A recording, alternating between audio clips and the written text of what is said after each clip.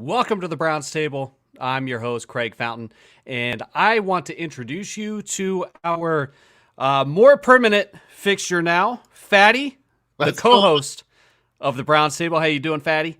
I'm doing good. How you doing? I'm doing outstanding. We got some interesting stuff to talk about. We have a giveaway. Don't Oh, go away. we We definitely have do. we have a giveaway we're going to get into. So hang tight for that. It's a good one. Before we get started, though, if you want some original Browns gear, you can easily buy on Amazon. Let me tell you about B100. My friends at B100brand.com have really cool and custom Brown shirts and hoodies for the whole family. Everything from professional illustrations to classic Cleveland dog pound gear. B100 is the ultimate gear for ultimate fans. Be passionate, be loyal, B100. Check out their stuff at B100brand.com. That's BE100brand.com. I know I've got mine on today. Woke up feeling dangerous. It's an awesome shirt or a hoodie. I love it. I'm a little tongue-tied today, Fatty. Can you tell? Jeez, holy cow! What is going on with you? Are you excited because I'm here? I'm very excited. A tuxedo T-shirt for you today. Look at that. That's awesome.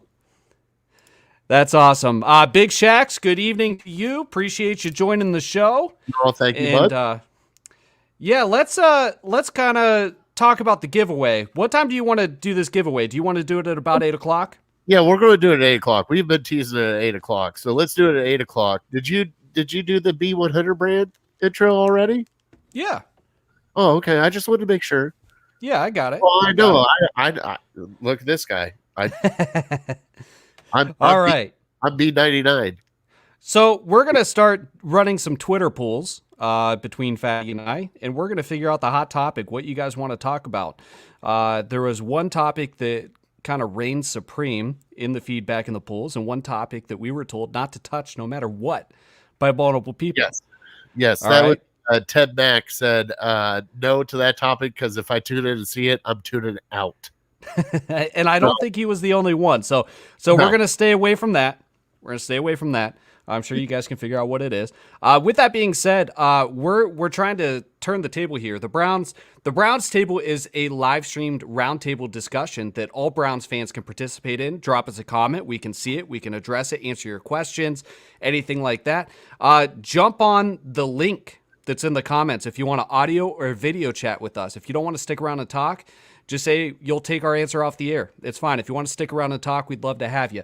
But you can click on the link in the comments and do it. It's super easy. Anybody can do it. We're going to be leaning on you guys for some questions today, all right? Because we're going to talk a lot of free agency, a lot of players, things like that. Fatty, I'm going to turn this over to you. What is the hot topic chosen by our viewers for this week? All right, so we put out the Twitter poll, and the hot topic of the week is J.J. Watt coming to Cleveland. Because it looks like Houston's about to do a dumpster fire, and we can actually pick him up at a good price tag. What do you think the price tag for J.J. Watt is?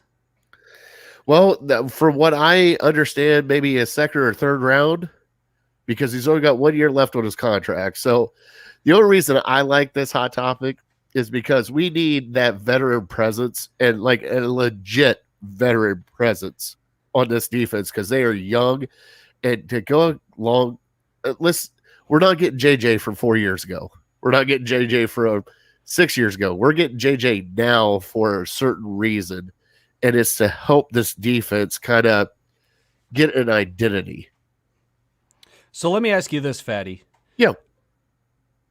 Are you on the side that says we should attempt to bring this guy in? And if you are, I'm curious as to why. Same if you aren't. Do you want J.J. Watt in Cleveland? Is this somebody we should go chase? I do, because he's got 1 year left on his contract. All right. So no matter what, you're giving up. Yes, you're giving up a draft pick, and I know Cleveland loves their draft picks. I get that. But with J.J. Watt, that is a different beast and a different person. And I think with JJ, what he brings to the table for this Browns team is he brings the veteran leadership to hold guys accountable. Because, I mean, Miles is what, 25, I think, 26? They're all young. they don't have, and I know Sheldon Richardson's there, and they have a couple other guys, but for me, JJ brings that kind of cachet with him when he comes to a team. Like, I'm JJ Watt. Like, there's no, it doesn't matter. He's a Hall of Famer, for one. So, oh, he's getting released? Oh, do not do that to him. If he's getting released, they got to pick him up, right? So yeah, so I am actually Googling this right now because I did not see this. I did not Uh, either. you know, Oh, my. BJ, let me know where I can find that out. I'm trying to Google it right now. Uh, Big Shaq says, I don't want to touch JJ. He's not the JJ that was wrecking backfields, especially with the injury issue. We don't need him to do that. That's why we have Myles Garrett. We need that guy on the other side to quarterbacks look and go, well, we got Myles and JJ on the other side. Oh, because they're triple teaming Myles. It's unreal what they're doing to Myles. So if you get JJ, that's one less block Myles gets on him. So I think we're going to disagree on this a little bit. I don't know that I'm sold that JJ would be a good fit here. Okay. Let me kind of give a contrarian stance here, okay? Because it seems like, and when I'm browsing around Facebook and Twitter, it seems like everybody's kind of on the same page. They want to bring JJ in. They think that he's somebody we should target, given he's the right price. The salary doesn't necessarily scare me if he is traded to us. I mean, he's going to be around a $15 million salary, I believe. Yeah, we just did that with Olivier Vernon. Right, and if you look at guys like Larry Ogunjobi, they're going to be $10 million a year guys. He's, I believe, worth the extra $5 or $6 million or whatever it is. Yes, I get that, but at most he would be, I think, a 1-year rental. And this past season he played all 16 games, but I'm going to agree with Big Shax here. He wasn't wrecking the backfields like he used to. Now I understand what you're saying. We don't need him to do that. We just need him to complement Garrett. We need him to draw attention. We need him to just handle his side of the line. We need a serviceable defensive end, an edge right there, right? But I understand where you're coming from, but you also got to factor in the dumpster fire that the Houston Texans were. And he came out like week 2 and said he didn't want to play there. So if you don't want to play there, you're really not going to get in the backfield and wreak havoc because you just don't care anymore. Sure. And the one thing that I would like about having JJ on the Browns is the locker room presence, the veteran leadership. Anybody who saw his end of season press conference is, that's a tearjerker almost. And it's very motivating. I like the idea of having a guy like that. We have Landry on the offense. He's the heart and soul, the passion of the offense. I'd love to see something like that on the defense, but I'm kind of torn. I'm not saying I agree or disagree at this point, but I can see both sides of the aisle here. Hold on, bring up Nicole. What Nicole just said. Myles and JJ, that would be unreal. She's supposed to be talking with us about this. I know. It'll be all right.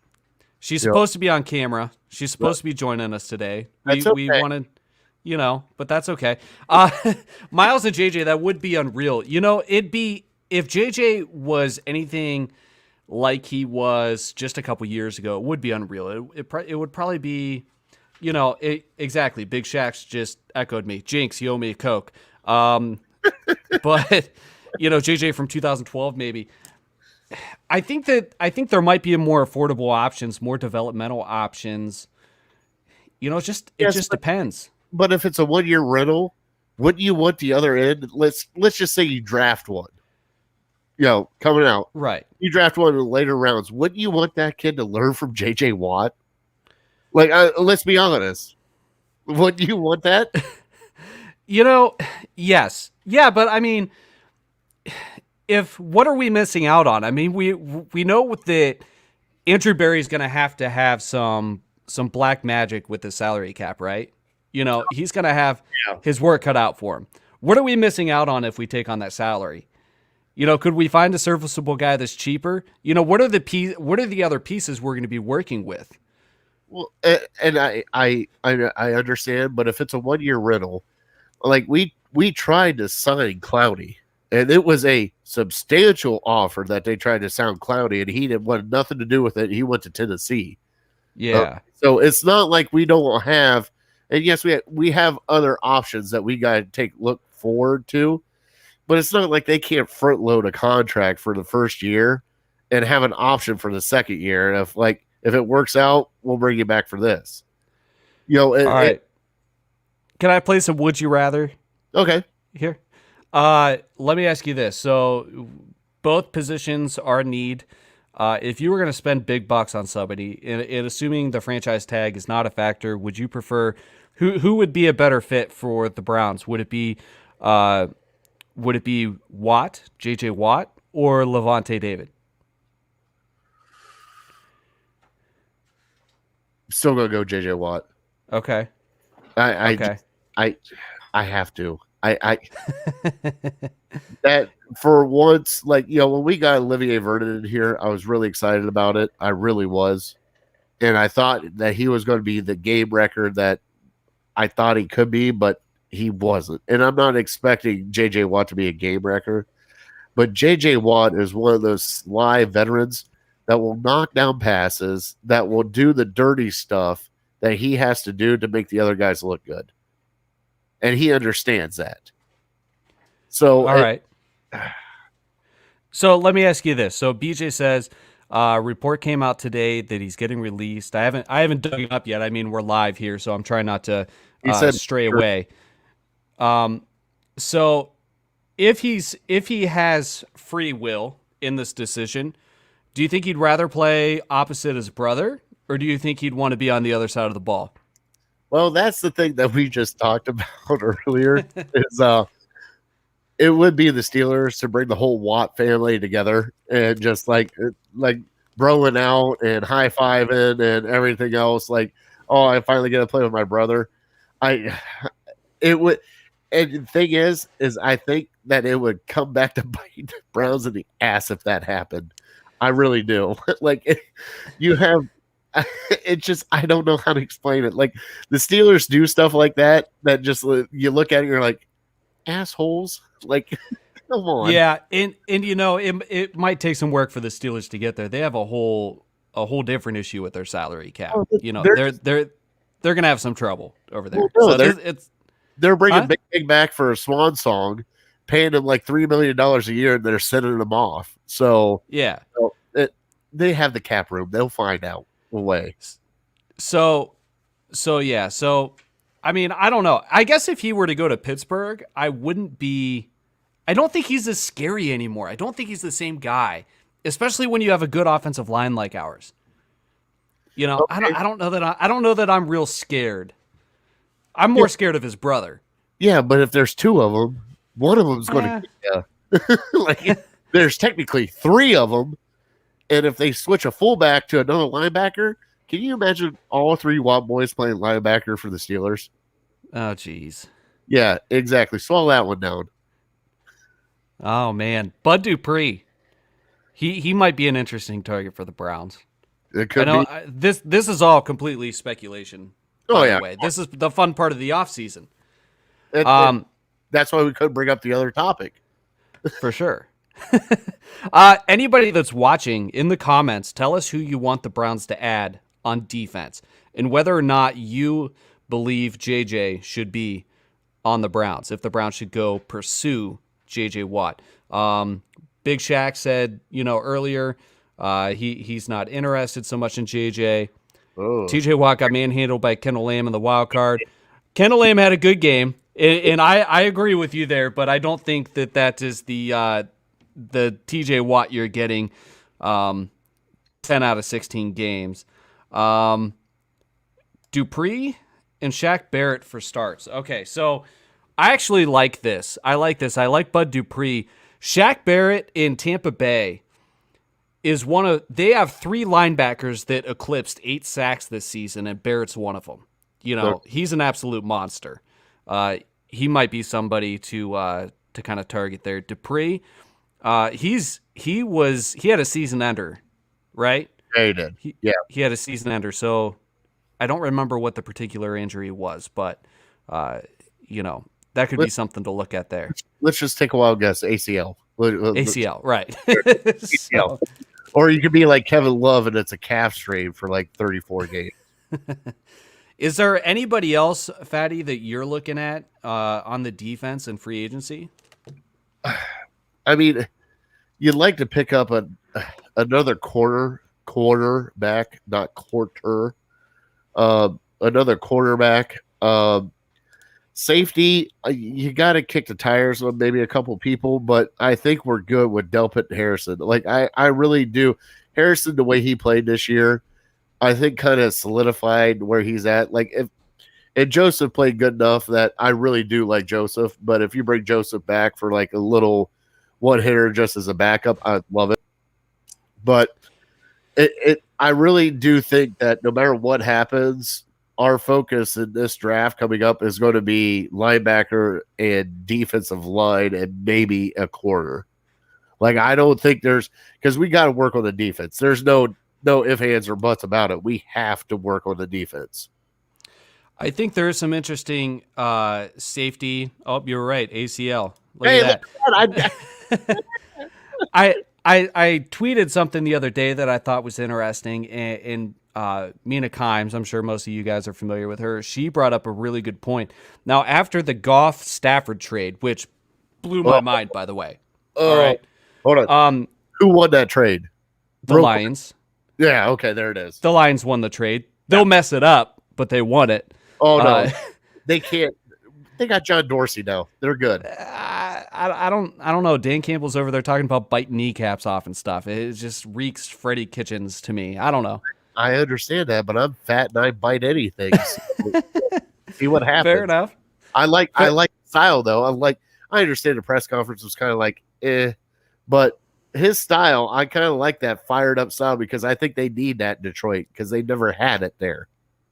I just hope you bring some football to the table. I mean, you can preach toughness and all that kind of stuff, not to get too far off track, but there still needs to be a football end of things from the head coach where, you look at all the guys that come in and coach, their offensive coordinators, their offensive minds, their quarterbacks. He was a tight end, so I mean, hey, it can happen. But before I lose track of what the point I was trying to make, Mina Kimes brought up, the Rams, they don't have a great cap situation even after that trade. They have, I believe, the third worst cap situation, even though they're saving money on Stafford over Goff. I actually, want to bring Brad in. Oh, Brad's here? Let's hope Brad's ready. Hey, Brad, how you doing? Hey, guys. Hey, I got a question for you.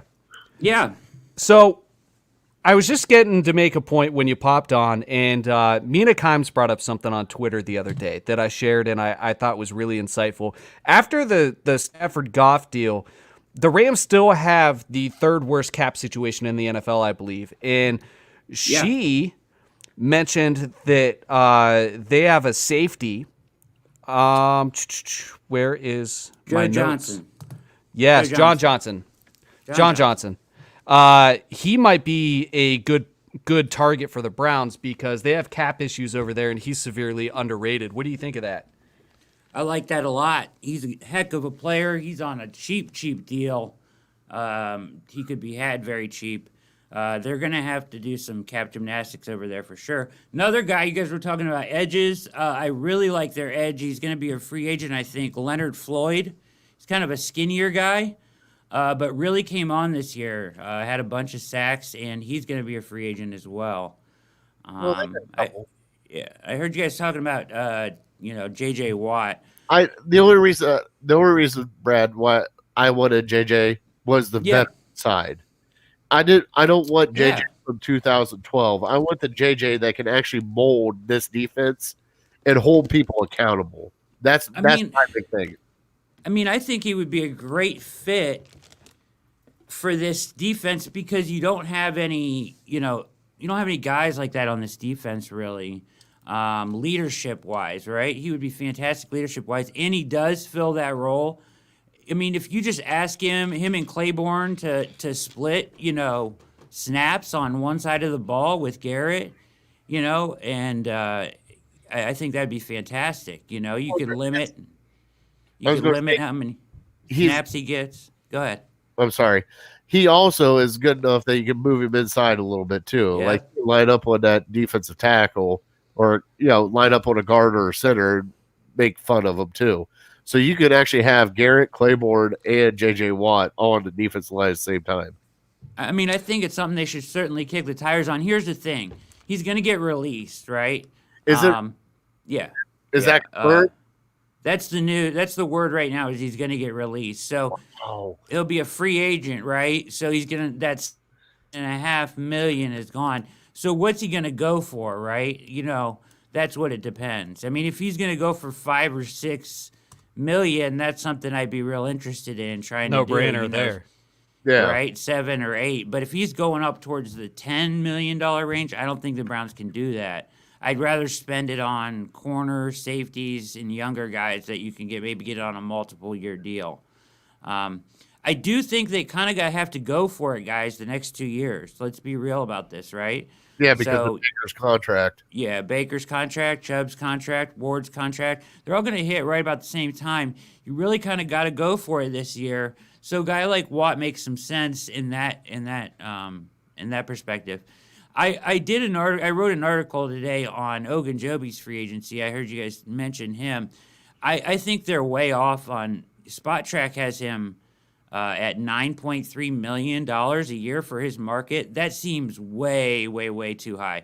I have him coming in at like between 3 and 5 or 4 and 5 million. And I don't even think the Browns will pay that. Because if you look at his grades, he has gone straight down. I mean, like his rookie year was his best year by far. And he graded out extremely poorly this year.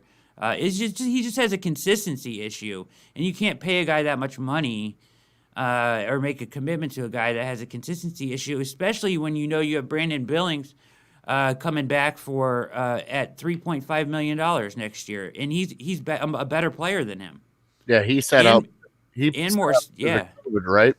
Yeah, he opted out, and he's more suited to play, that shade, that side of the, in that scheme. Ogunjobi and Sheldon in there, it's like having two guys that do the same thing next to each other. You kind of got to get another guy in there that maybe does, plays a little bit different inside there. So I think Billings fills that role perfectly. Plus, you come back with your rookie Elliott with another year. I think they're okay in there if they let Ogunjobi walk. And What do you think of?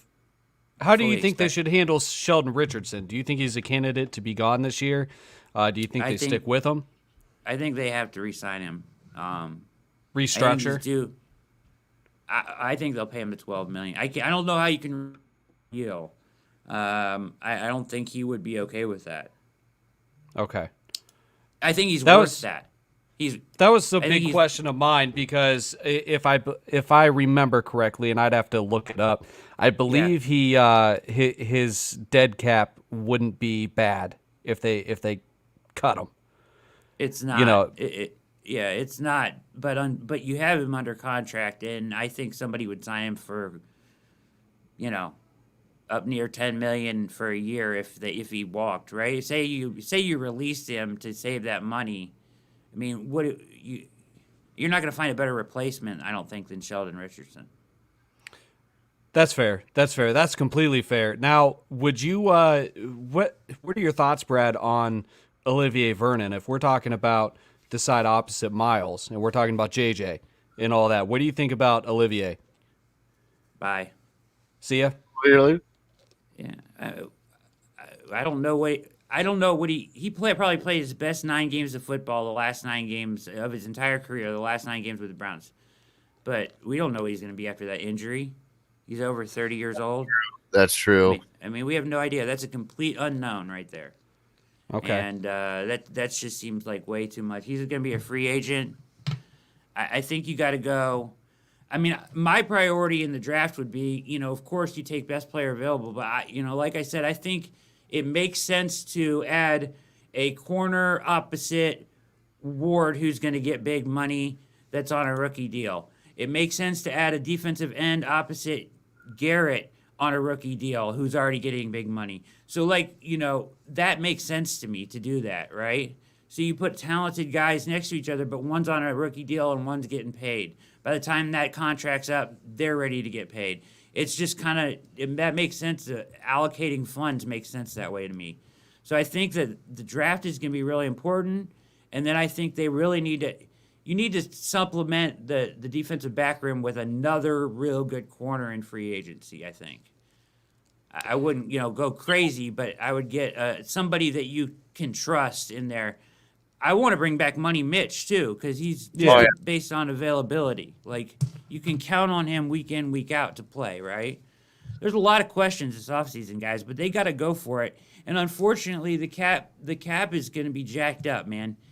Browns would have been sitting pretty if this wouldn't have happened right now. But it's going to go down to 180, and I was reading about it. It's going to actually affect the Browns a lot more because they have so much rollover. They were prepared for this, right? But now they're this is kind of even the playing field, right? When they lower this cap, say it comes out, I just heard today from Florio that they may not know the exact salary cap figure until hours before the league year starts.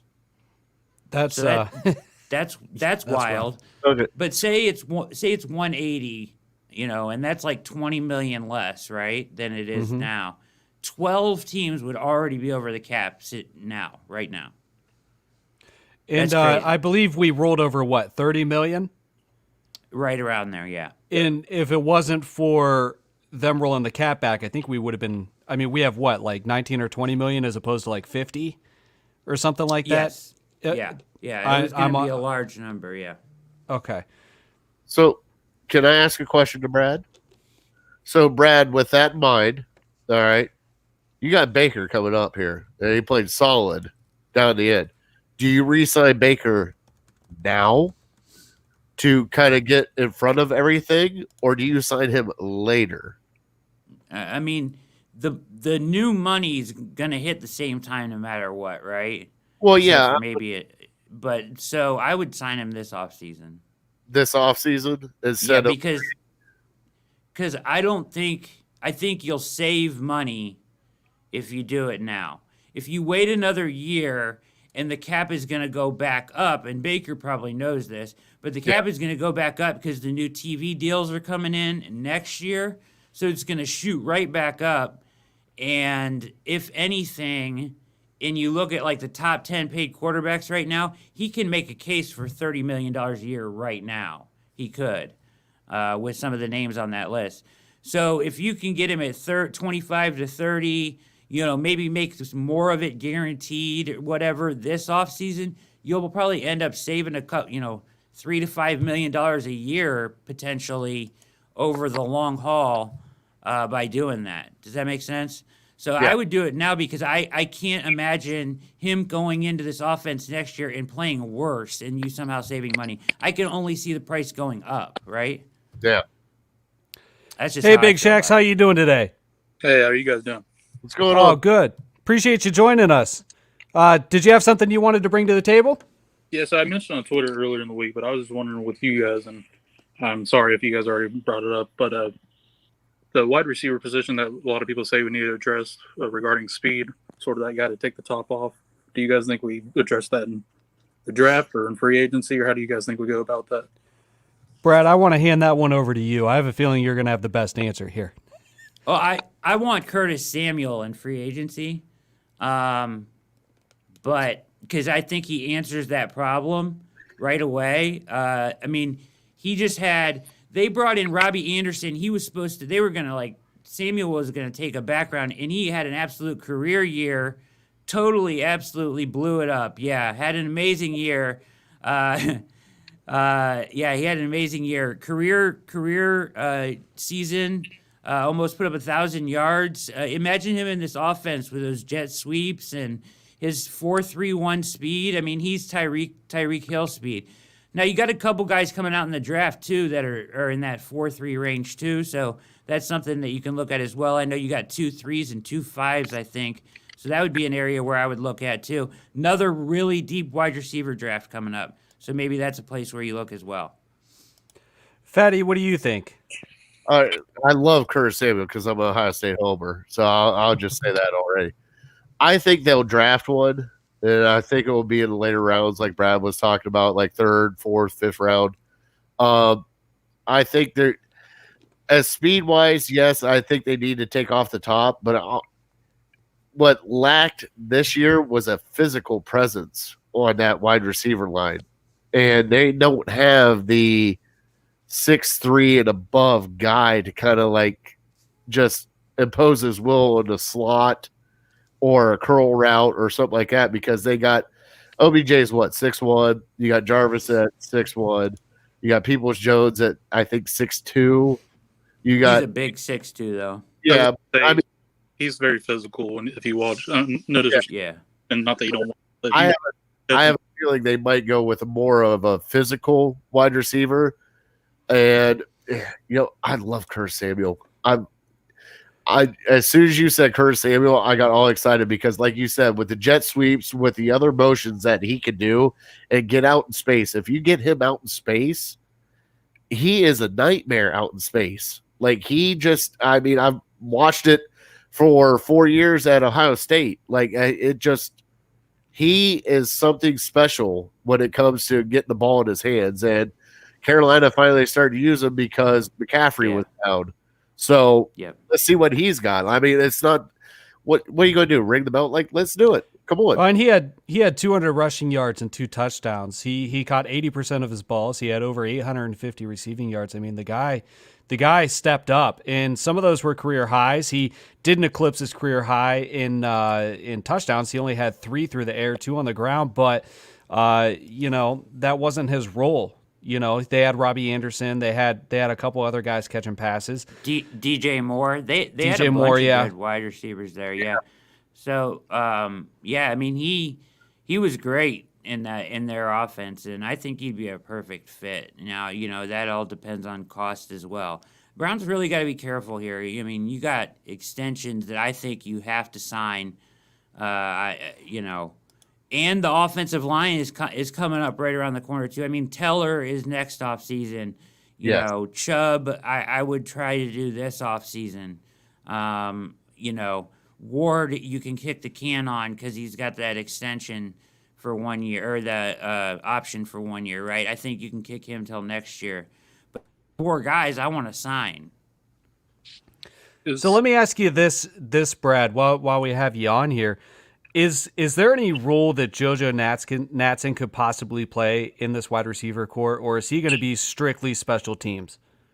We're talking about speed.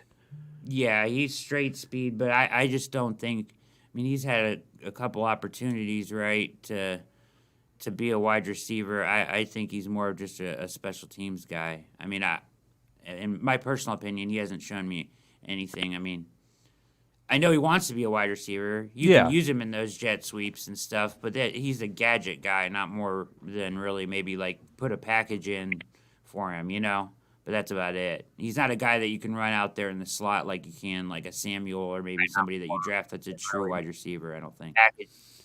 I got one last question for you, Brad, and then we have a giveaway that we have to get to. We're running a little. I'm going to bounce out before your giveaway, so. All right, let me get one more question to you. Did you catch the comment Rashard Higgins made on his Twitch stream about Greedy Williams? Yeah, about his shoulder or his elbow. Can't feel his arm. Oh. Yeah. Does that concern you? Do you think that it's worse than we know? I mean, who knows? Who knows? I mean, I have no idea. I mean, he says that he said that he could have played. Greedy was claiming he could have played in the playoffs, right? Yeah.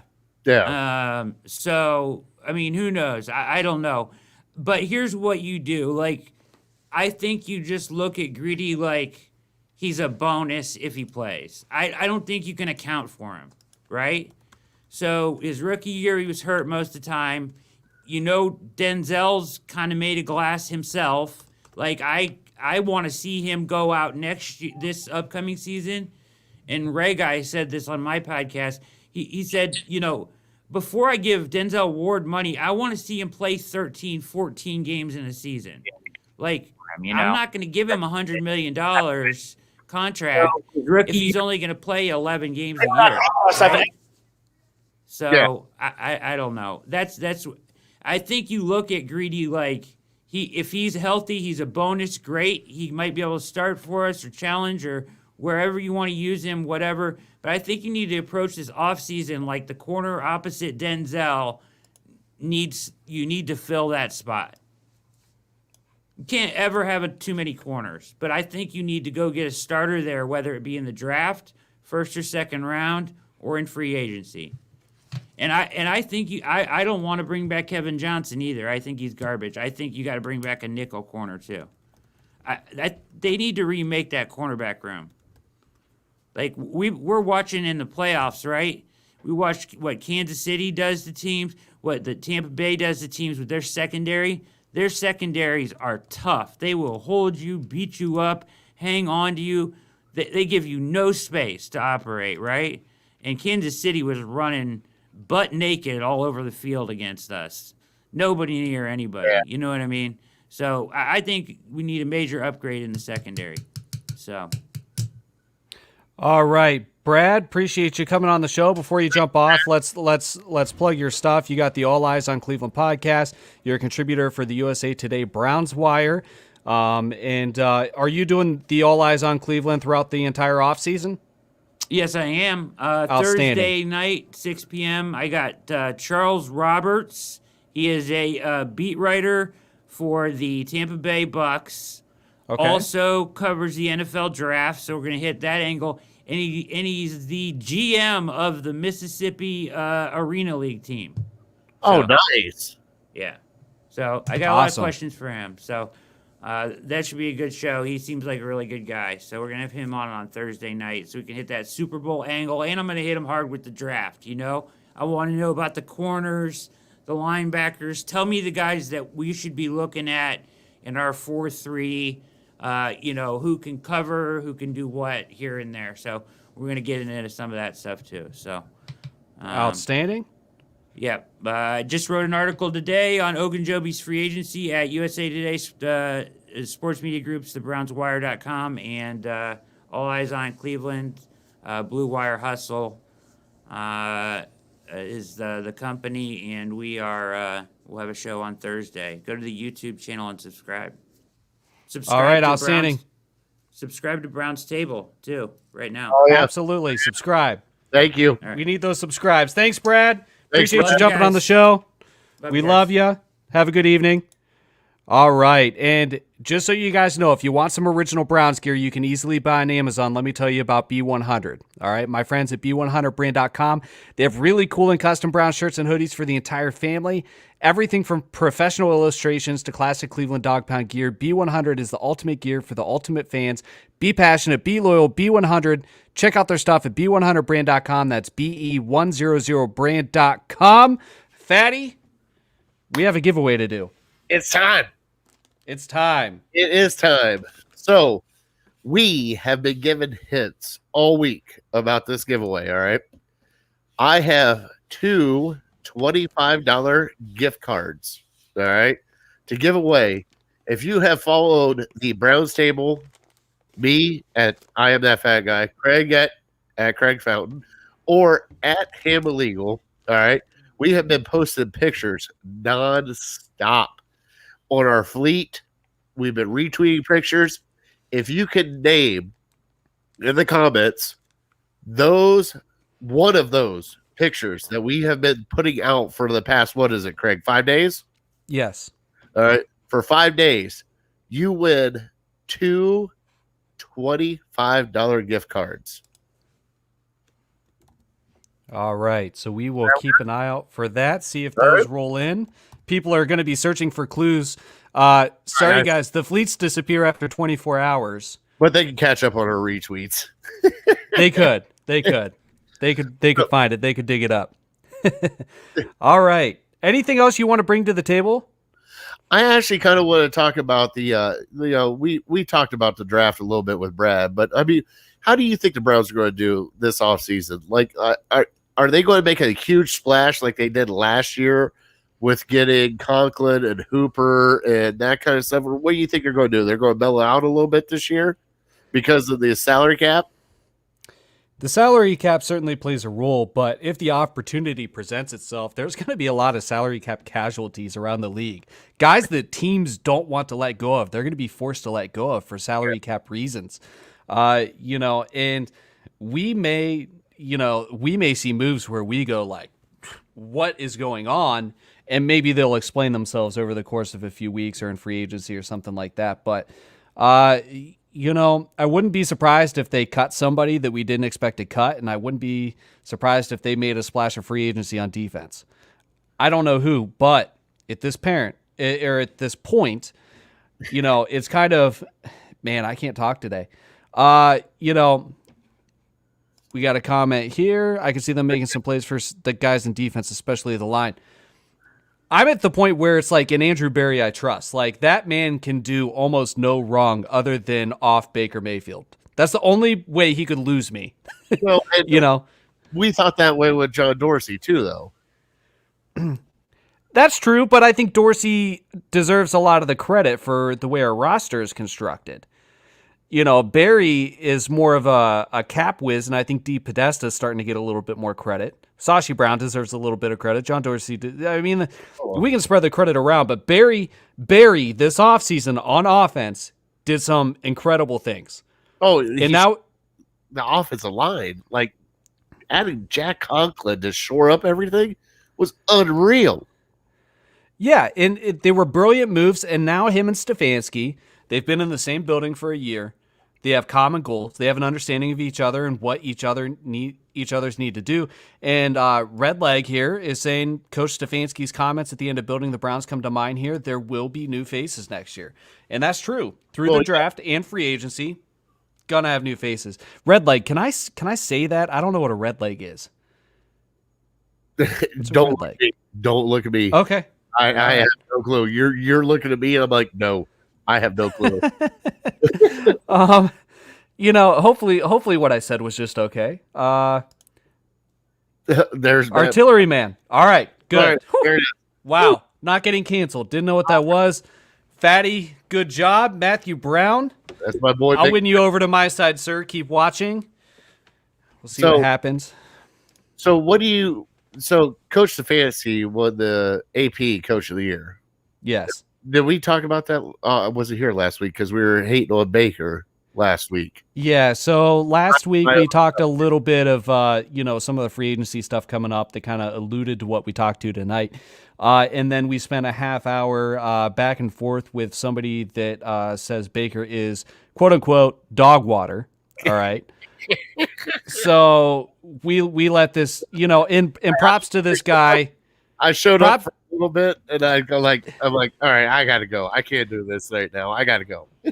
Props to this kid. I disagree with 100% of what he said, but he was saying some things on Twitter and we called him out for it. And he said, listen, I'm not a keyboard warrior. I'll jump on and I'll let you guys have at it with me. And so we let him come on, say his piece. He showed up. I still disagree with everything he said, but no, that's what we did last week. We did not talk about Coach of the Year. So obviously Coach Stefanski he killed it this year. Like, hold on. We were talking to Brad about offseason and what we need to do to shore up this team. Listen to what was not said. Quarterback, coach, right. Offensive coordinator, defensive coordinator, GM. Like, we're at a whole different level now. Like, it is unreal. Like, I'm so excited. Yeah, and the quarterback's the big one, and of course you have the continuity in the front office. You have continuity at quarterback. You're going to have continuity at running back. You're going to have it on the offensive line, assuming we could wrap up Teller. The tight end room, there's some more rumors circulating out there right now about Njoku. Those are resurfacing. They're going to resurface. They're going to. He's a special talent, but there's speculation on whether or not he's got work ethic issues or understands the playbook, things like that. I have no idea, but for the most part, we have continuity. if we can turn around the defense like we did in the offense, then it should. I mean, they're doing an outstanding job. Outstanding job. And I when I see what they've built so far, I can't wait to see what they do this draft, because I'm sitting there watching last draft going, these are the guys I wanted. Holy crap, they're picking the guys I wanted. Like, I didn't know what to do. Like, watching Grant Delpit go in the second round and they traded down to get him was unreal. Yep, there it is. Delpit next year. I mean, yeah, like you watch these guys, and this is the thing that I bring up all the time. I understand that they have their scouts and they have to look at, the tangibles and everything else. But when you have a guy that no matter what happens, when you're watching a college football game, that just pops at you. It was Khalil Mack during Ohio State, just wrecking Ohio State's offensive line. It was Denzel Ward just picking off whoever they wanted. You see these guys and you see the talent that they have. And to watch, Grant Delpit, who was supposed to go to first round last year, play an entire season injured, and then comes to second round to us, like, it was unreal. There it is, Greedy and Delpit. The offense is set. We'll see a little bit of turnover and some depth things here and there, but the defense is going to look completely new. I mean, you have your core pieces. You have Garrett. You have, Ward. You're going to see Delpit there, maybe Greedy if he's healthy, but outside of that, kind of everything is almost up in the air. The offense, if they were to move on from Njoku or a particular wide receiver, that's one thing. It won't be anything earth-shattering, I don't think. All right, and the giveaway, the winner, Matt Brown, who is coincidentally has the comment on the screen. I'm reading text messages or comments over here. Stefanski is doing a great job. Baker's doing what he said he would do. Matt Brown, congratulations on winning the giveaway. And can I tell what it was? Huh? Yeah. So Matt Brown won two $25 gift cards to Mr. B's Tavern on 130th and Pearl in Parma Heights. All right. They have got the best. We went live there on Legal Ham in the Face last week, and they have the best chicken quesadilla, hands down, ever.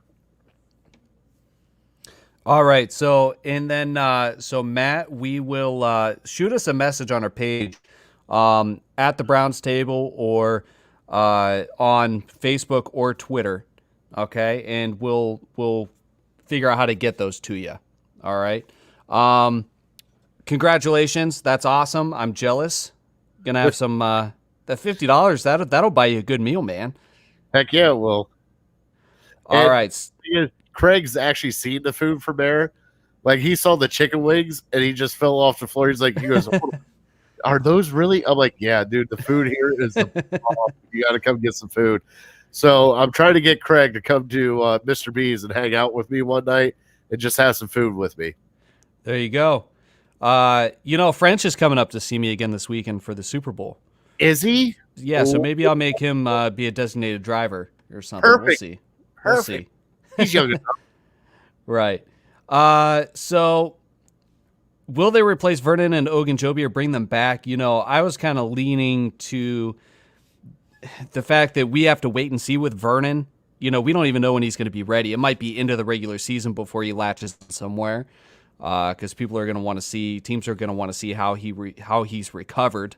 Fatty knows how. He knows how to do a lot of things. Not all those things are good, but he'll get a hold of you. Defense, do you think Mac's play suffered because he lost the chemistry with Schobert? To answer the last question, sorry, Spillman, I got ahead of myself. I don't think they'll bring either back. If they do, it'll be Ogunjobi on a seriously reduced salary. Yeah, it'd be a really small salary. As Brad alluded to earlier. So on defense, do you think Max Play suffered because he lost chemistry with Schobert? Why are we talking about the Jags? I What? thought this was the Brown table. No, Mac Wilson. Oh, Mac Wilson. Do you think that Schobert's departure affected Mac Wilson's performance? oh, well, no. I think Mac Wilson did Mac Wilson's performance. Like when you miss tackles, you miss tackles.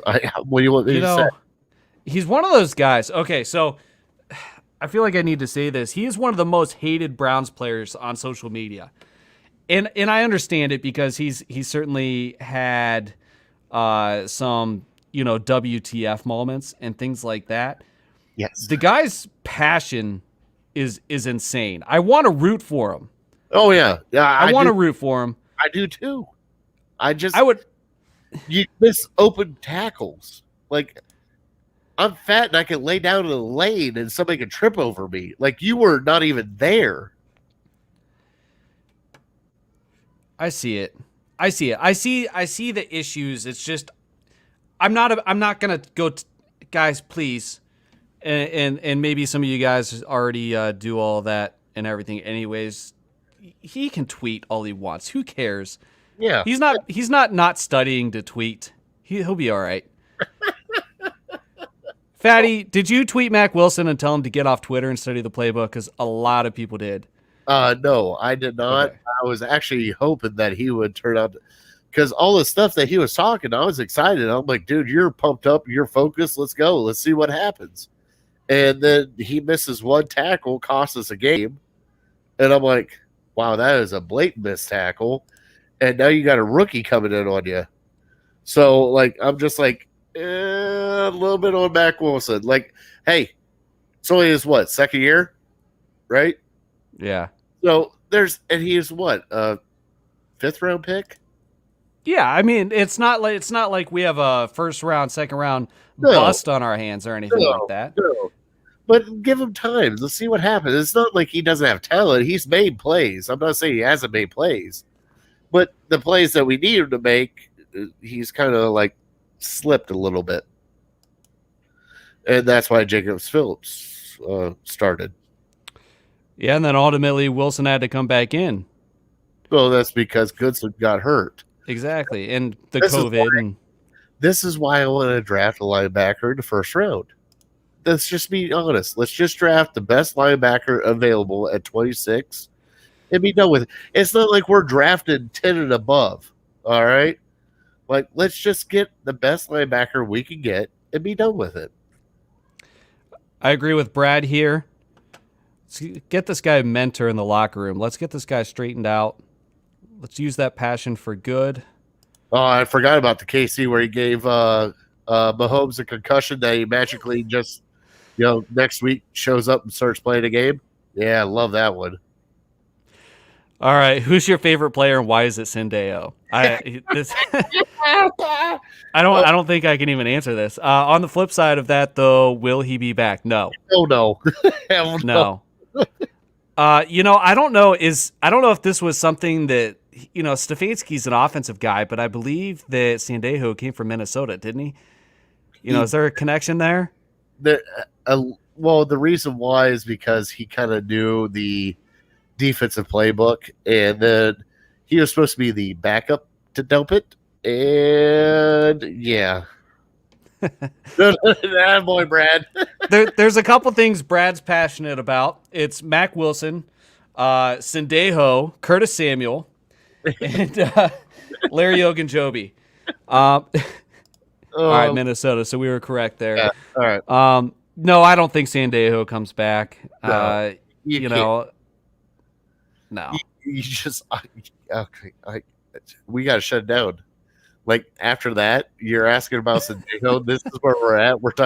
This is my first co-host appearance on the Browns table. We're talking about Sendejo at the end of the show. We're hitting our second wind. They're running out of questions. They're going to Sendejo content. I see it. Oh my Lord! Brad also despises his white hair, if I remember it correctly. That was a good bit that we had on the show. Gray. Yes. It's been multiple colors. Doesn't matter. Brad despises his hair.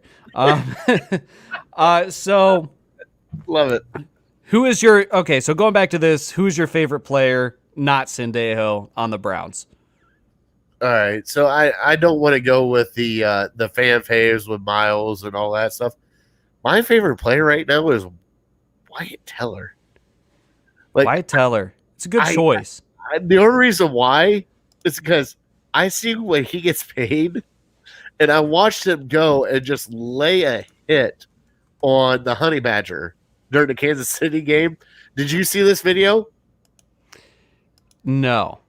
He pulls and he just lays out the Honey Badger, and the Honey Badger's like, "Man, 77 got me." Like he goes, "Man," he goes, "Good hit, good hit. We still stopped you." Like, it doesn't matter if he still stopped you. He put you on your little ass. Oh, you know what? Now that you're saying that, I do remember that. Now that you brought the dialogue into it, I'm picturing it right now. Yeah, that was great. I was like, "Good hit." And he goes back to the Kansas City huddle. He goes, "Man, why did 77 put me on my?" But no, he's been doing that all year. Like, to find that guy to be our, like, we were worried about right guard, right? We Like- we didn't know, number one, who was going to start, and then at the end of training camp, I think consensus was it was kind of like a coin flip. Like, let's hope they picked the right one. And now he's the third best player in the league, not offensive or defense or lineman, third best player in the league for the 2020 season according to PFF. That's insane. Yeah. It's insane. Breaking news. What, Brad broke breaking news? Where do you see breaking news at? You know, Well, I'm Going to the- googling it right now. I saw it sitting there. Oh, shh. Hold on. So they got Marcus Mariota and David Carr, right? Derek Carr. Derek Carr. Sorry, get them mixed up. They're the same. Okay, so not to get too far off topic of the Browns, but how strange would that be for Derek Carr to go into Houston and win some ball games when David Carr couldn't pull it off? Raiders instant contender with Watson. That's true. Wow, that is unreal. Oh my Lord. I do see there is a lot of Watson to Raiders noise. We'll see if it comes to fruition. I don't see anything certain yet, unless Brad. I'm just not finding it. It's Brad. It's Brad. It's Brad. That's the closest we. Who is Charlie Hewlett? Is he a long snapper? The long snapper. Oh, I love the long snapper. You want to know why? He only comes out 4 times a game. You know, we had one of the best long snappers for years. Pontchartrain. Oh, God, I can't say his name. I'm not even drinking beer. Ryan P. We'll call him Ryan P. Pontria brand? Was that what it was? Pumping them on? Yes, that guy. There you go. And I've That been guy. drinking it, and I think I got it. So your favorite player's Teller. Yeah, I love Teller this year. I'm fat. I gotta go with an offensive lineman. You gotta be kidding me. Like, what are we gonna do? Get a little dainty wide receiver or a quarterback? I mean, Let's go to the trenches. I would you say know, Treader, but I weigh more than he does. So let's just go with that. if you're not going for somebody obvious like Chubb or Mayfield or Garrett or something like that, You can't. Come on. I'm Give me going your with. all MVP. Come on. Say that again. My what MVP? Oddball. Yeah, because you have Baker, you have Chubb, you have Hunt, you have Jarvis, you have Odell, you have Miles, you have Ward. Give me somebody else. I'm tempted to side with my son here on this when he came on your show. Hollywood with Hollywood? I love Hollywood. You're just playing up to your son right now. No. I agree with Brad. Jarvis is a favorite. No question.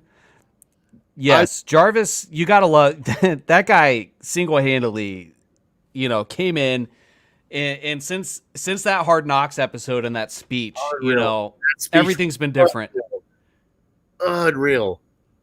And just watching him play, like, he played through hip injury, he played through core injury. He played through hamstring. He played this entire season after having hip surgery last year. Mm-hmm. Now, granted, the Kansas City game, he caught 7 balls for 21 yards, 23. Yeah. That wasn't good, but That set some records, and they weren't good records. no, but he carried that team to the playoffs. He really did. Dearness Johnson, there it is. I love Dearness Johnson. Unfortunately, I don't think he'll be a Brown for very long. I think that guy's on to bigger and better things. Wow, I love Dearness Johnson. Shit's contagious. There it is, Brad. Yeah, it is. The 3 words that changed everything for Cleveland, right there. Shit's contagious, bro. Bless Yep. him. Bless him. And I forgot about bless him. Oh my god, I want a t-shirt that says bless him. B100, get me a hoodie that says bless him, and I will wear it every time I'm on the Browns table. So we need it to say bless him, and then we need a 80 on the headband, but we need the purple hair. Oh yes, I love You the could pretty much do the same shirt. Yeah. But, I yeah. forgot the bless him. No, when Jarvis came in, when Dorsey traded for Jarvis, I was kind of skeptical for a second because it was like, all right, he's a top tier wide receiver. We've tried this before with Dwayne Bowe and Kenny Britt and all that I stuff. mean, they were top tier, but Well, I you know. know. I mean, you know what I mean? Like we've brought in wide receivers like that. And then I saw the price tag for it. I'm like, well, let's just see what happens. And to watch him, and it's not a it's a cachet, it's his swag. It's his and yes, he gets personal fouls for the swag, but still right. that cachet, like he wants to be great. Making eye contact is taunting, apparently.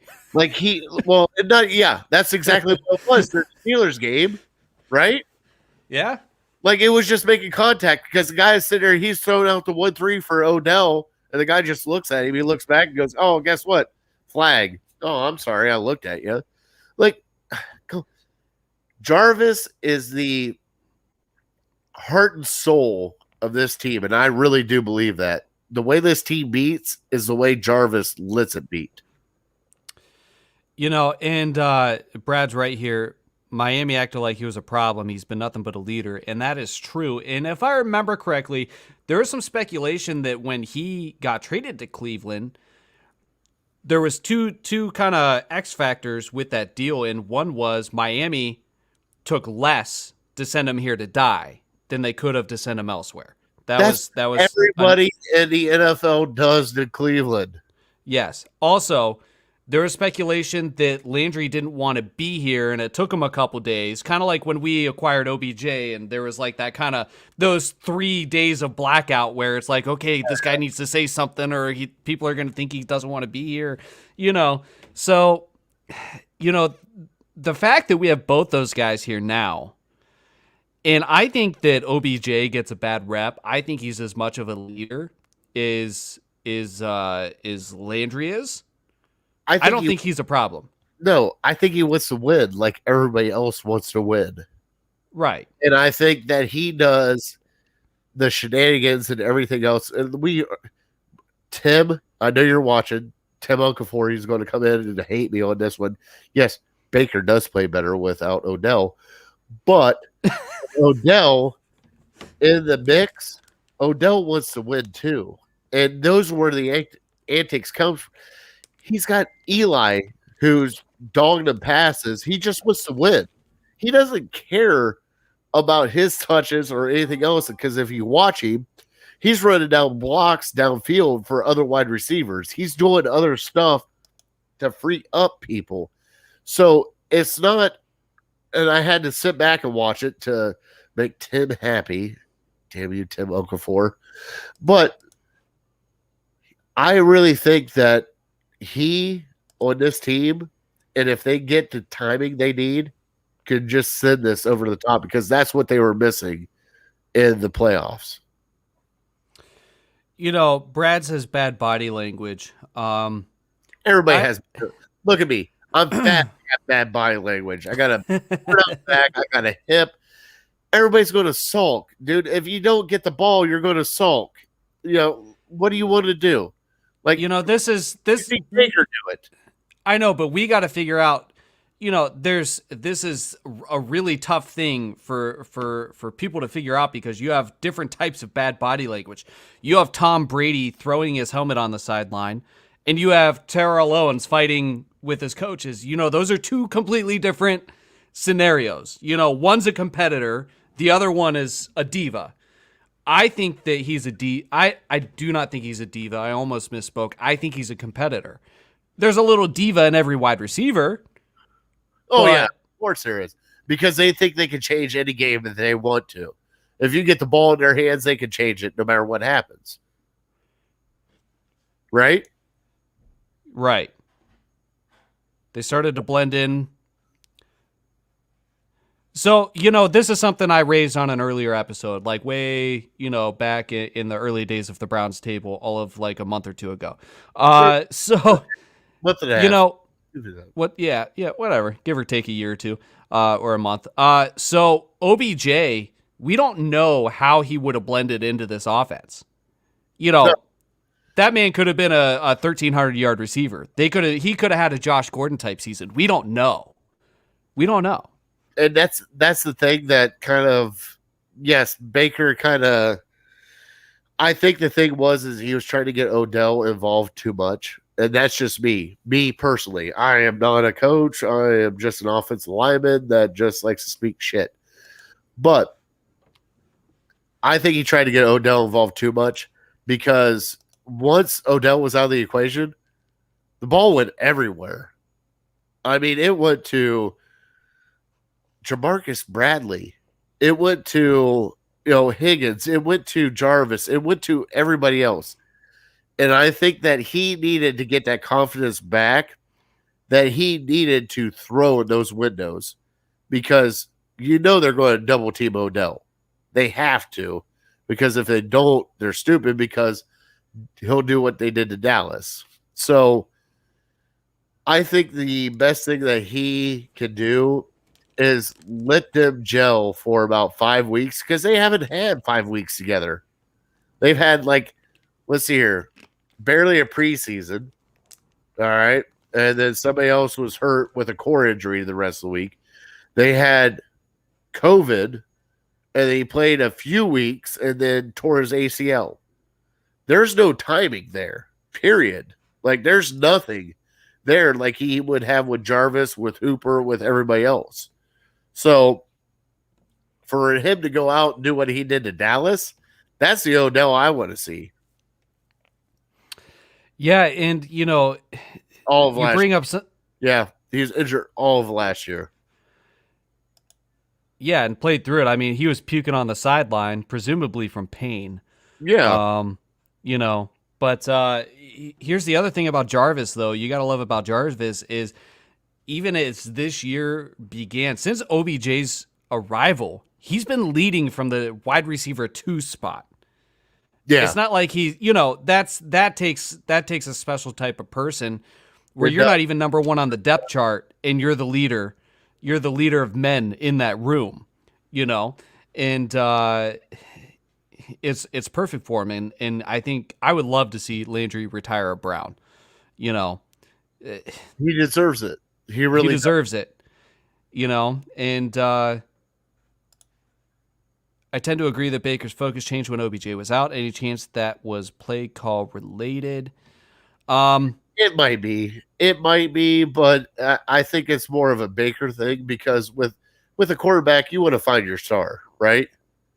You want to find Devontae Adams, the DeAndre Hopkins. You want to find those stars. And I think Baker was trying to do that for Odell and kind of lost sight of what was actually in front of him. But that's for sure. That's what I think. I mean, I'm nobody. Watching the game, I'm a nobody. But watching it, that's what it seems like because once he got able to spread the ball out and not have to focus on one, it seemed to do a lot better for Baker. And it showed in week 8 on of the 19 touchdowns to 1 interception. Like he just played.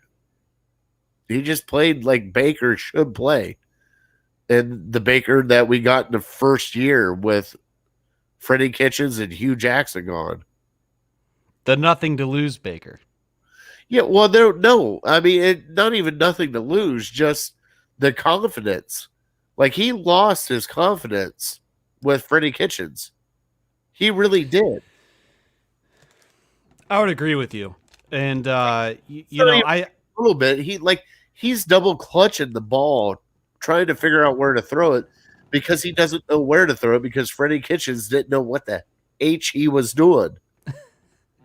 I'm being honest. I mean, that's what it looks like because Stefanski sat him down at week 8 and goes, "Hey, this is what's working. This is what's not working, and let's see what happens."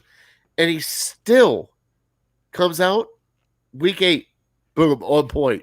Every throw that he threw was a bullet on point. Red Leg, this would explain everything. Yeah, Shaved that his explains beard- everything. Shaved his beard for the wedding. That's all we need to know.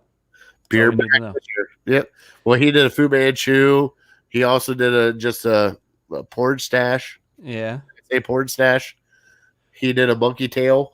You ever had the monkey tail? Me, no. What do you mean you know? You're the only one that can grow a beard on this show. Oh, man. Picking on me. I got All you. right. Let's close. Anything else? What's that? Let's close it out. Yeah. Anything else you want to bring to the table before we close it out? No, I just want to thank everybody. This is my first co-host spot, and thank you guys for commenting. Love you guys. Craig, thank you for allowing me to be the co-host. I greatly, greatly appreciate it. And that's it. I mean, I just All love right. the Browns table. Yeah, and I appreciate you joining the show. Been great chatting. Agree. Thank you, Big Shax, for jumping in. Thanks for Red Leg jumping in, Brad jumping in and coming on. Matt, Fatty will get you your gift certificates to Mr. B's for that giveaway. Yep. And until next time, go Browns. Go Browns.